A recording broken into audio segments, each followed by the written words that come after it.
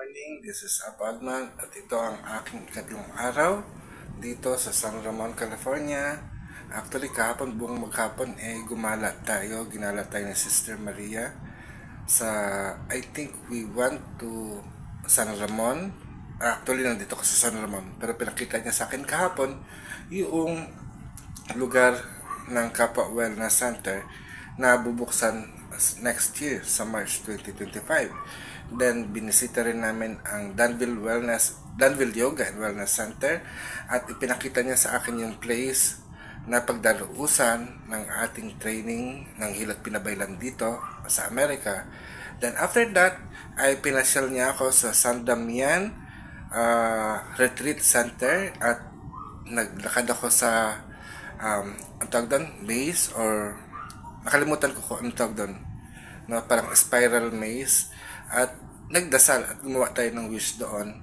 Then after that ay bumalik kami dito sa bahay niya sa San Ramon at kinahaponan naman ay ano bang ginawa natin ng hapon? Dumating si Kuya Robert, no, yung kapatid ni Sister Maria, at gumala din kami. Kumain kami sa may Pleasanton, and natanggap ko yung chika niya na yung Pleasanton daw ay isang haunted place, no, haunted town na marami daw multo. Pero hindi pa ako nakakagawa ng research about that place. Though siguro it's nice to see on different places here in California.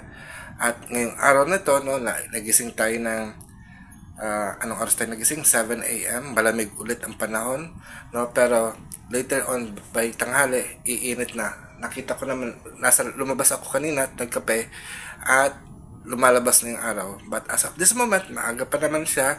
Oras natin is 9:27 a.m. Malamig pa ang panahon. Pero tingnan natin bandang tanghali iinit.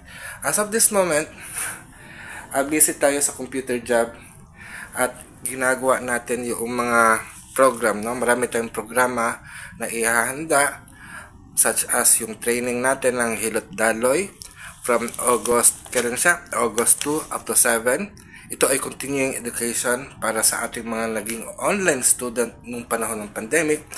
Ito yung pagkakataon nila na maging full Hilot Binaybaylan, no? So yung buong training ko kumpleto lang nila.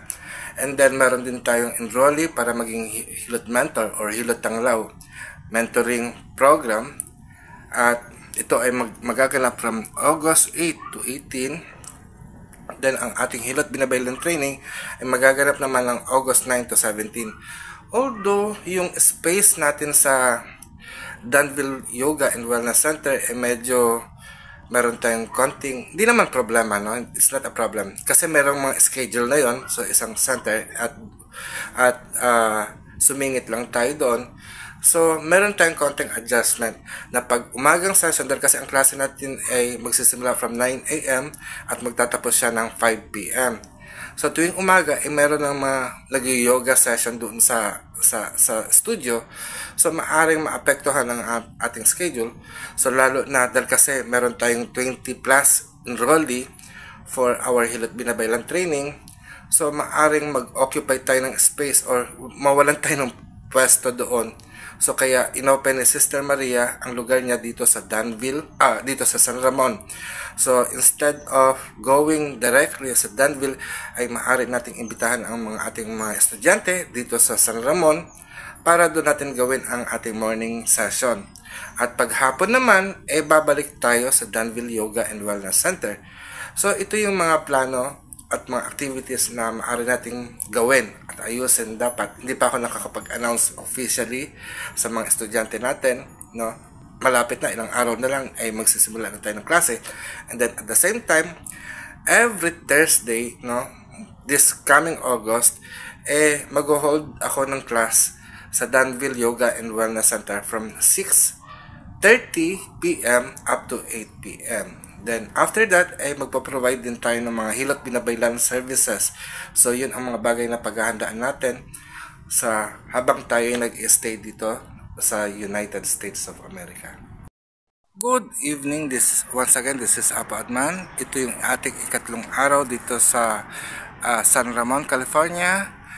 Hindi tayo lumabas at nag-spend lang tayo ng buong araw dito sa bahay ni Sister Maria, no?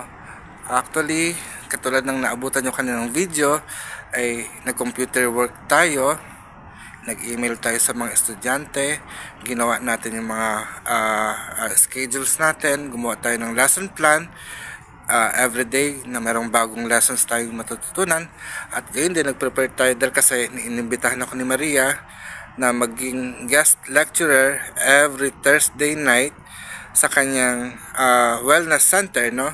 So sa Thursday ang klase natin is about luwalhati ritual or luwalhati prayer, at yun ang isi-share natin sa mga estudyante ni Maria. Then by lunch, nag-prepare po tayo ng nagluto ako ng adobo dito, chicken and pork adobo. At ngayong dinner naman ay nag-prepare si Maria ng filet mignon, no? Isa siyang steak, tapos merong baked potato at saka string beans, no? So American style ang naging dinner natin. At yun nga, wala masyadong activity at nag-relax tayo dito ngayon sa ilalim ng punong ito na red tree. So bukas, abangan ninyo dahil kasi medyo full pack din ang ating activity dahil papasyal po ulit tayo ni Maria. Although hindi siya pasyal, isang work tour din siya na ihahanda namin yung place ng retreat sa August 31, at ito ay sa Land of the Medicine Buddha sa may SoCal, Santa Cruz, California. So abangan nyo po ang ating vlog bukas. Ito muli ang Apo Adman, and mahal ko ang Pilipinas. So mayari na, pag-asatin. Bye!